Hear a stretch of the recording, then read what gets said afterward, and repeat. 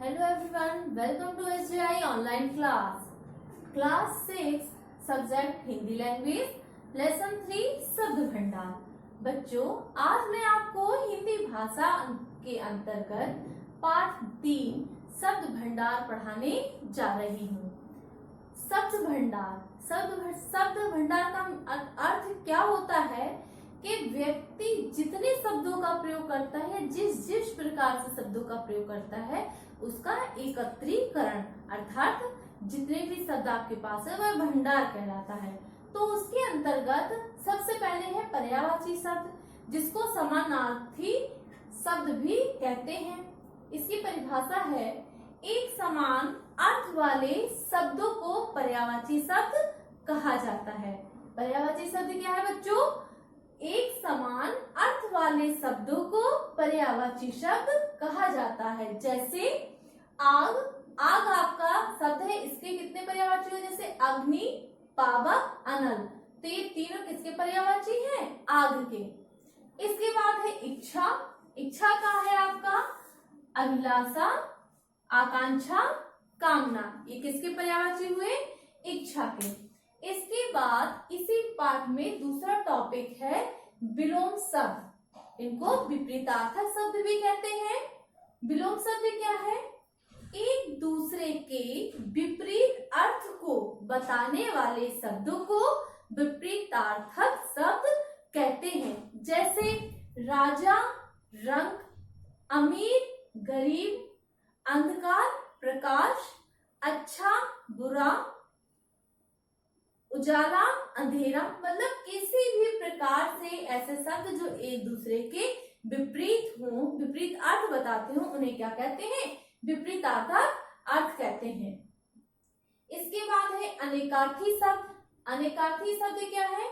जिन शब्दों के कई अर्थ निकलते हैं वे अनेकार्थी शब्द कहलाते हैं। जैसे अंक एक आपका शब्द है, इसमें क्या हो जाएगा? अंक का अर्थ संख्या भी होता है, चिन्ह भी होता है और गोद भी होता है। तो ऐसा शब्द जिसके अनेक अर्थ निकलते हैं उन्हें अनेकार्थी शब्द कहते हैं।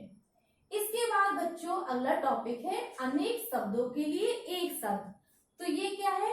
जब कोई एक पंक्ति हम बोलते हैं, उस पंक्ति को किसी एक शब्द में हमको व्यक्त करना होता है तो उसे हम क्या कहते हैं?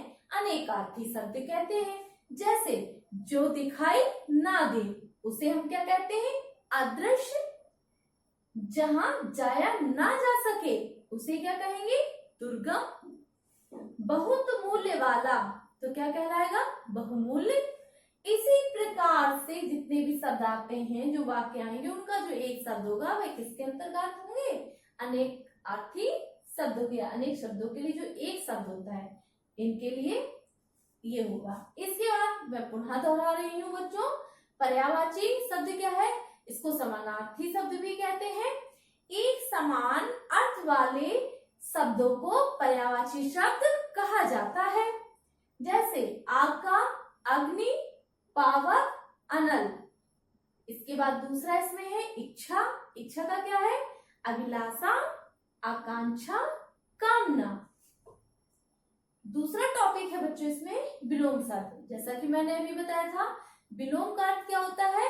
विपरीत अर्थ वाला। तो ऐसे शब्द जो एक दूसरे के विपरीत अर्थ बताएं, उनको हम क्या कहते हैं? विलोम शब्द कहते हैं। जैसे राजा, रंग, अंधकार, प्रकाश, अच्छा, बुरा, छोटा, बड़ा। इस तरीके के जितने भी शब्द होते हैं वह किसके अंतर्गत आते हैं? विलोम शब्द के अंतर्गत। इसके बाद है अनेकार्थी शब्द। अनेकार्थी शब्द क्या है? जिन शब्दों के कई अर्थ निकले वे ऐसे शब्द अनेकार्थी शब्द कहलाते हैं। जैसे अंक का क्या है? संख्या, गोद, चिन्ह, ये किसके अंतर्गत आते हैं? अनेकार्थी शब्द। इसके बाद है अनेक शब्दों के लिए एक शब्द। तो इसमें क्या है? जो शब्द पूरी पंक्ति का एक शब्द में अर्थ व्यक्त करे उसे हम क्या कहते हैं? अनेकार्थी शब्द कहते हैं। जैसे जो दिखाई ना दे, तो इसका क्या होगा? एक शब्द अदृश्य। दूसरा जहां जाया ना जा सके, इसमें होगा दुर्गम। तीसरा बहुमूल्य वाला, मतलब बहुत मूल्य हो जो, तो वो क्या हो उसका बहुमूल्य। तो बच्चों आप इस पाठ के अंतर्गत जितने भी पर्यायवाची शब्द आ रहे हैं, विलोम शब्द है, अनेकार्थी शब्द है और अनेक शब्दों के लिए एक शब्द है, उन सभी को बहुत ध्यान पूर्वक पढ़ेंगे, समझेंगे तथा उसका स्मरण करेंगे। तो आज के लिए इतना ही। Thank you students.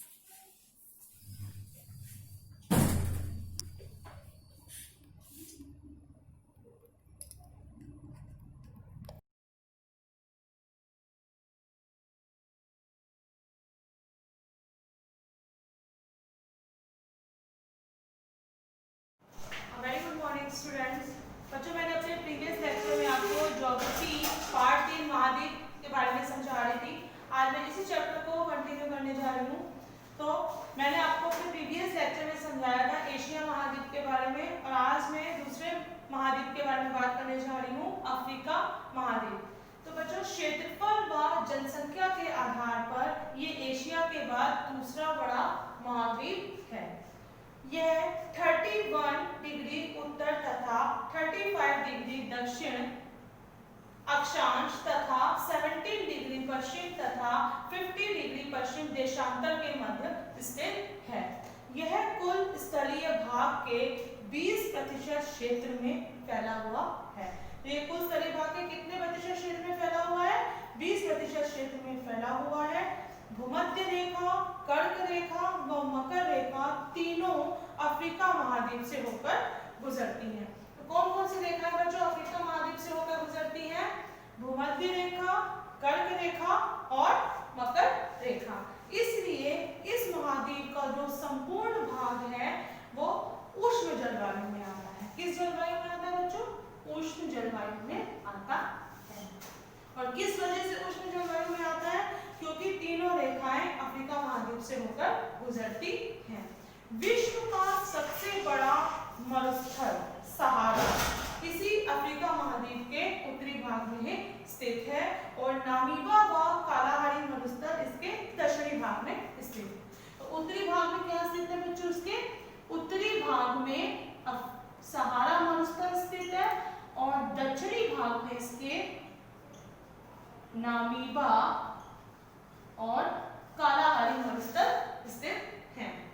विश्व की सबसे बड़ी नदी नील नदी इसी महाद्वीप में स्थित है। तो विश्व की जो सबसे बड़ी नदी है हमारी नील नदी, वो कहाँ पे स्थित है बच्चों? अफ्रीका महाद्वीप में ही स्थित है।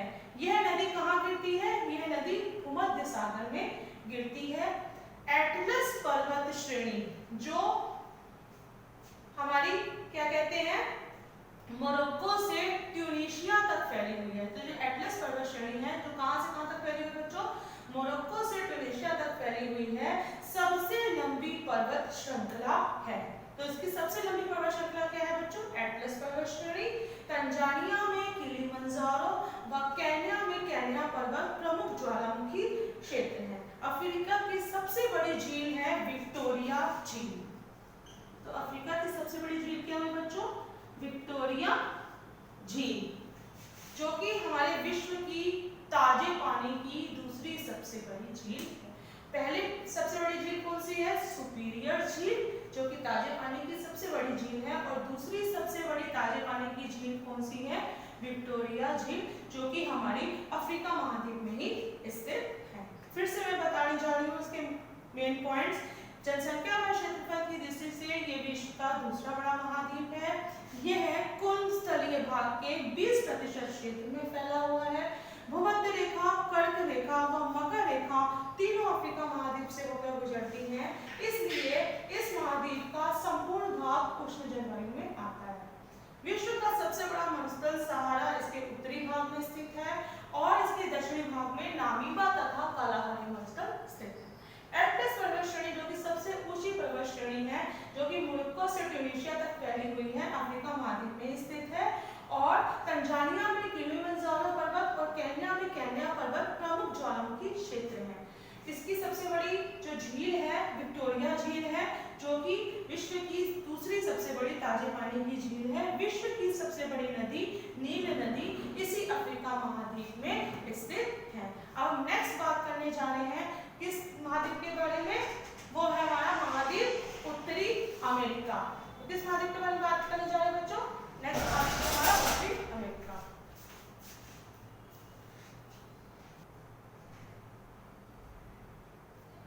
अब नेक्स्ट महाद्वीप के बारे में बच्चों बात करने जा रहे हैं उत्तरी अमेरिका। यह क्षेत्रफल के आधार पर विश्व का तीसरा सबसे बड़ा महाद्वीप है। तो क्षेत्रफल की दृष्टि से सबसे बड़ा महाद्वीप कौन सा है, एशिया, दूसरे स्थान पर हमारा अफ्रीका और तीसरे स्थान पर हमारा है उत्तरी अमेरिका।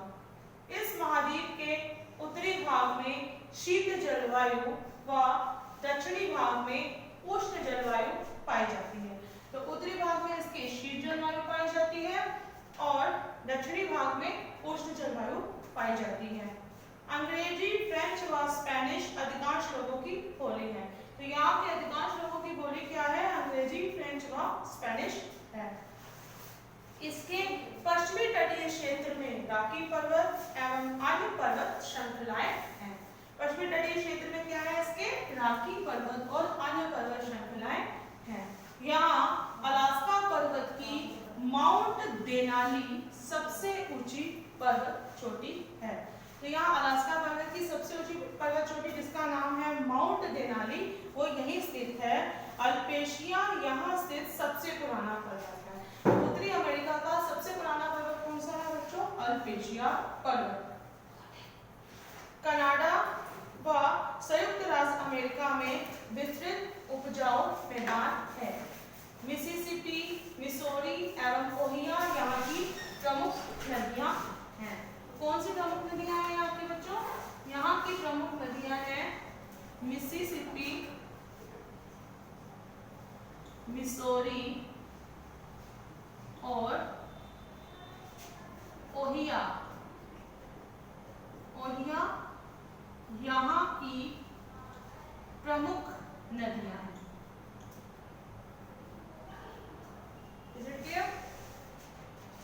विश्व की सबसे बड़ी ताजे पानी की झील सुपीरियर झील संयुक्त राज्य अमेरिका व कनाडा के मध्य स्थित है। यहाँ विश्व की सबसे बड़ी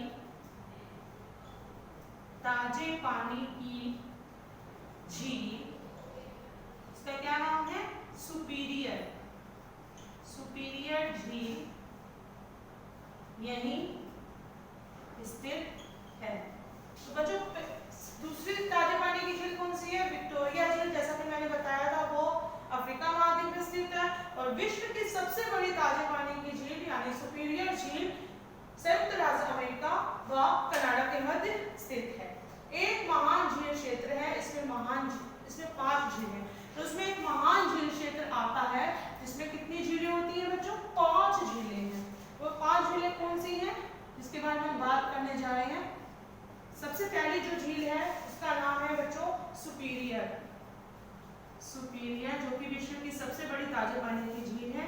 दूसरी है हमारी मिशिगन, तीसरी झील है हमारी ह्यूरन, फोर्थ झील है हमारी इरा और 5वीं जो झील है उसका नाम है ओंटेरियो। क्या नाम है बच्चों, ओंटेरियो। तो एक महान झील क्षेत्र है जिसमें 5 झीलें पाई जाती हैं। कौन कौन सी, सुपीरियर, मिशिगन, ह्यूरन, इरा और ओंटेरियो।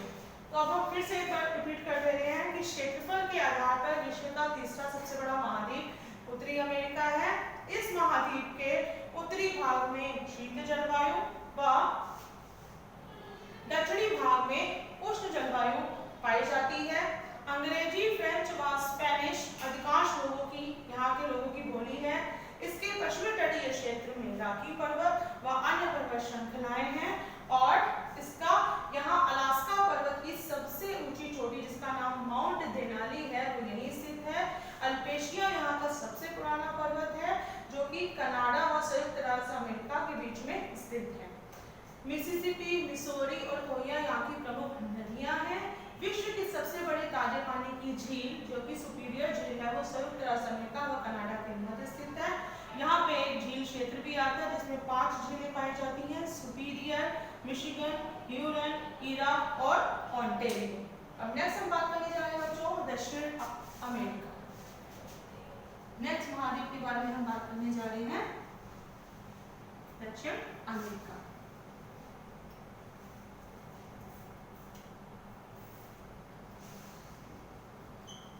दक्षिणी अमेरिका। तो दक्षिणी अमेरिका यह महाद्वीप दक्षिणी गोलार्ध में स्थित है। यह कहाँ स्थित है बच्चों? यह जो महाद्वीप है यह दक्षिणी गोलार्ध में स्थित है। यह विश्व का चौथा सबसे बड़ा महाद्वीप है। चौथा सबसे बड़ा महाद्वीप है। विश्व का सबसे पहले स्थान पर क्या है? एशिया, दूसरे स्थान पर अफ्रीका, तीसरे स्थान पर हमारा उत्तरी अमेरिका और चौथे स्थान पर हमारा है दक्षिण अमेरिका। यहाँ का सबसे बड़ा देश कौन सा है? ब्राजील। यहाँ का सबसे बड़ा जो देश है वो है ब्राजील। तो यहाँ का सबसे बड़ा देश है ब्राजील। विश्व की सबसे लंबी पर्वतमाला, विश्व की सबसे लंबी पर्वतमाला एंडीज पर्वतमाला, विश्व की सबसे लंबी पर्वतमाला एंडीज पर्वतमाला यही स्थित है। विश्व का सबसे ऊंचा जलप्रपात, विश्व का सबसे ऊंचा जलप्रपात, तो विश्व का सबसे ऊंचा जलप्रपात एंजल, विश्व का जो सबसे ऊंचा जलप्रपात है एंजल, इसके वेनेजुएला देश में स्थित है। वेनेजुएला देश में स्थित है। विश्व की सबसे लंबी नदी अपवाह क्षेत्र के आधार पर, मतलब अपवाह क्षेत्र के आधार पर, ड्रेनेज के आधार पर, अपवाह क्षेत्र के आधार पर विश्व की जो सबसे लंबी नदी है अमेजन, विश्व की जो सबसे लंबी नदी है अमेजन नदी, वो ब्राजील देश में स्थित है। कहाँ स्थित है बच्चों? ब्राजील देश में स्थित है।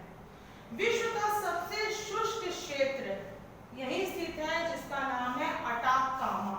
तो सबसे शुष्क क्षेत्र, विश्व का सबसे शुष्क क्षेत्र जिसका क्या नाम है? अटाकामा, जो कि चिली देश में स्थित है। ब्राजील सबसे ज्यादा कॉफी का उत्पादन करता है। सबसे ज्यादा कॉफी का उत्पादन कहाँ होता है बच्चों? ब्राजील में होता है। कॉफी के बागानों को फजेंडा कहा जाता है। तो कॉफी के जो बागान होते हैं, कॉफी के बागानों को फजेंडा कहा जाता है। Is it clear? तो हम इसको फिर से रिपीट कर दे रहे हैं। यह दक्षिणी गोलार्ध में स्थित है। यह विश्व का चौथा सबसे बड़ा महाद्वीप है। यहाँ का सबसे बड़ा देश क्या है बच्चों? ब्राजील। विश्व की सबसे लंबी पर्वतमाला जिसका नाम एंडीज पर्वतमाला है वो यहीं स्थित है। विश्व का सबसे बड़ा ऊंचा जलप्रपात एंजल जलप्रपात, जो कि वेनेजुएला देश में स्थित है। अपवाह क्षेत्र के आधार पर विश्व की सबसे लंबी नदी जिसका नाम है अमेजन, जो कि ब्राजील देश में स्थित है। सबसे शुष्क क्षेत्र जिसका नाम है अटाकामा, जो कि चिली देश में स्थित है। ब्राजील सबसे ज्यादा क्या करता है बच्चों? कॉफी का उत्पादन करता है और कॉफी के बागानों को क्या कहा जाता है? फजेंडा कहा जाता है। तो आज मैंने आप लोगों को क्या समझाया? आज मैंने आप लोगों को अफ्रीका, उत्तरी अमेरिका और दक्षिणी अमेरिका के बारे में बताया। I will continue this chapter in my next video. Thank you for attending the class.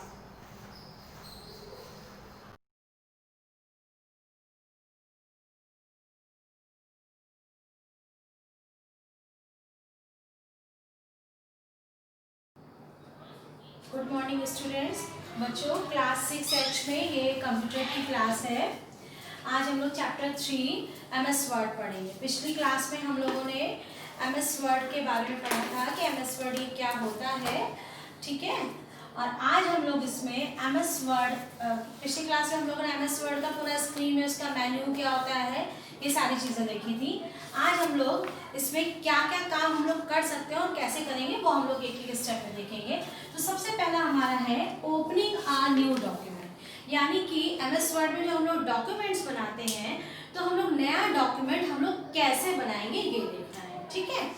आप लोग को ये पता ही है कि हमारे पास जब हम लोग MS वर्ड की हमारी ये विंडो होती है, ठीक है, और इसका जो ये बीच का पोर्शन है डॉक्यूमेंट एरिया है। तो ये नई फाइल बनाने के लिए, यानी कि नया डॉक्यूमेंट बनाने के लिए हम लोग नई फाइल कैसे ओपन करेंगे, तो इसके स्टेप्स हैं। सबसे पहले आपको क्या करना होता है कि यहाँ पे आपका एक ऑफिस बटन, यहाँ पे मेन मेन्यू जहाँ पे होगा आपका सबसे पहला वाला, इस जगह पे यहाँ पे एक आपका ऑफिस बटन बना होता है, ठीक है। क्या बना होगा आपका? एक ऑफिस बटन होगा, यानी कि आपको क्लिक ऑन ऑफिस बटन, यानी कि आपको ऑफिस बटन पर क्लिक करना होगा, ठीक है। ऑफिस बटन पे क्लिक करना होगा, या आपका ऑफिस बटन की जगह यहाँ पे आपका फाइल, एडिट, व्यू इस तरह से दिया होगा, ठीक है। तो या आप क्या करोगे? फाइल मेन्यू पर क्लिक करेंगे, यानी या आप क्या करेंगे? Click on file menu. File menu में जैसे ही आप क्लिक करेंगे या आप ऑफिस बटन पे क्लिक करेंगे तो सेकंड जो आपको स्टेप मिलेगा, वो सेकंड स्टेप में क्या होगा? फाइल, अगर आपने ऑफिस बटन पे क्लिक किया है तो आप न्यू बटन पर क्लिक करेंगे, ठीक है, न्यू बटन पर क्लिक करेंगे, ठीक। फाइल मेन्यू पे भी जब आप करेंगे तो फाइल मेन्यू के बाद आपको जो मेन्यू ओपन होगा उसमें भी आपको न्यू बटन पर क्लिक करना होगा। या आप इन सब के अलावा, इसके अलावा या आप क्या करेंगे? सीधे आप Ctrl+N, ये शॉर्टकट की होती है नई फाइल को ओपन करने के लिए, यानी कि to open a new file. ये तीन तरह के हमने आपको ऑप्शन बताए। जैसे ही आप ऑफिस बटन पे क्लिक करेंगे, ऑफिस बटन पे क्लिक करने के बाद आप न्यू बटन पे क्लिक करेंगे तो एक नई आपके पास डॉक्यूमेंट फाइल खुल के आ जाएगी। जो नई डॉक्यूमेंट खुल के आएगी उस डॉक्यूमेंट फाइल का नाम होगा बाय डिफॉल्ट, अगर जो हम लोग कोई नाम नहीं देते हैं तो वो नाम होता है document.doc, यानी कि आपका document1 जो है वो फाइल का नाम है। जब हम लोग कोई नाम उसको नहीं देते हैं तो बाय डिफॉल्ट जो है, इसको हम लोग ये बोलते हैं बाय डिफॉल्ट MS वर्ड में फाइल का नाम document1 आता है, और .doc जो है इसका एक्सटेंशन होता है। उसके बाद अगर आपको ये कमांड्स नहीं देने तो शॉर्टकट की क्या होती है? Ctrl+N आपने प्रेस किया तो अपने आप से ही MS वर्ड में एक नई ओपन फाइल खुल जाती है, और जहाँ पे हम लोग कोई भी डेटा जो है वो टाइप कर सकते हैं। बच्चों, जब हम लोग डॉक्यूमेंट में कुछ भी टेक्स्ट को जब हम लोग टाइप करते हैं तो टाइप करने के बाद जो हमारी शॉर्टकट कीज जो है उनका, या जो कीबोर्ड की जो कीज होती है उनको हम लोग किस तरह से यूज कर सकते हैं? तो जो आपकी होम की है, ठीक है, होम की से क्या होता है कि आप जो है उस लाइन के स्टार्टिंग में, सपोज मान लीजिए लिखते लिखते यहाँ आ गए, तो आपका होम की क्या काम करता है कि होम की से हम लोग क्या करेंगे कि हम लोग उस लाइन के सबसे स्टार्टिंग में आ गए। सपोज इस लाइन में हम लोग हैं यहाँ पे, तो हम लोग इस लाइन के सबसे स्टार्टिंग में आ जाएंगे, ठीक है। Ctrl+N से क्या होता है कि हम लोग जो भी डॉक्यूमेंट होता है उसके सबसे लास्ट में, यानी कि उस पेज के सबसे लास्ट में जहाँ पे लिख रहे होंगे हम लोग वहां पहुंच जाएंगे। तो ये हो गया आपका Ctrl+N। पेज अप का मतलब क्या हो गया कि अगर बहुत सारे आपके मान लीजिए पेजेस हैं तो पेज अप का मतलब क्या होगा? हम लोग ऊपर, मतलब जिस स्टेप पे सपोज मान लीजिए हम लोग 5वें पेज में है, पेज अप करेंगे तो हम पेज 4 पे पहुंच जाएंगे, ठीक है। ऐसे ही क्या होता है? पेज डाउन आपका दिया हुआ है PAGDOWN। पेज डाउन का मतलब क्या हो गया कि हम लोग उसी पेज में नीचे, यानी कि अगर पेज नंबर 5 पे है तो पेज नंबर 6 पे आ जाएंगे। पेज में नीचे की तरफ जाने के लिए, पेज में ऊपर के लिए पेज अप है, ठीक है। तो ये आपके 4 कमांड हो गए। उसके बाद अब आपका आता है बैक स्पेस की। क्या होता है बैक स्पेस का? मतलब ये होता है सपोज जैसे मान लिया आपने SIC यहाँ पे लिखा है तो कर्सर आपका यहाँ है। अगर आपने बैक स्पेस की किया तो जहाँ पे आपका ये कर्सर होता है उसके पहले वाला जो कैरेक्टर है या जो अक्षर है वो डिलीट होता है, ठीक है। तो बैक स्पेस का मतलब क्या हुआ कि जो पिछला वाला जो कैरेक्टर है वो डिलीट होता है। तो ये कमांड आपके ये हो गए। अब आपका आता है ये F7 की। क्या होता है F7 की? क्या होता है कि आपका जो भी आपका स्पेलिंग की, F7 से हम लोग और शिफ्ट प्लस F7 ये 2 की आपकी चलती है। F7 जो है वो स्पेलिंग की यानी कि वर्ड्स की जांच करता है, आपकी स्पेलिंग और ग्रामर। तो ये F7 और शिफ्ट प्लस F7 जो होता है वो आपका स्पेलिंग और ग्रामर की चेकिंग के लिए होता है, ठीक है। उसके बाद अब आपका आता है कंट्रोल प्लस C। किसी भी टेक्स्ट को हम या जो लिख रहे हैं, सपोज मान लीजिए हमने यहाँ ये SIC लिखा है और हम चाह रहे हैं इसको यहाँ हम कॉपी कर लें इस जगह पे, तो ये हम कंट्रोल प्लस C से कर सकते हैं। V जो होता है पेस्ट करने के लिए कमांड होता है किसी भी डॉक्यूमेंट को, किसी भी टेक्स्ट को। S जो है किसी भी टेक्स्ट को कट करने के लिए होगा। तो इस तरह से ये आपके ये कमांड्स हो गए। अब आपका आता है ये कंट्रोल प्लस B किस लिए यूज होता है, किसी भी टेक्स्ट को बोल्ड यानी कि डार्क, जैसे हम लोग कहते हैं ना स्केच पेन एक पतला मोटा होता है, तो जो मोटा स्केच पेन होता है डार्क बोल्ड करने के लिए हम लोग कंट्रोल प्लस B का यूज करते हैं। कंट्रोल प्लस B U क्यों यूज होता है कि सपोज जैसे मान लीजिए आपने यहाँ ये बैक स्पेस दिखा, हम चाह रहे हैं इसमें अंडरलाइन आ जाए, तो ये क्या होगा अंडरलाइन के लिए, यानी कि किसी भी टेक्स्ट को जो हम लिख रहे हैं उसमें अंडरलाइन हो जाएगी। कंट्रोल प्लस I क्या होता है इटैलिक यानी कि तिरछा।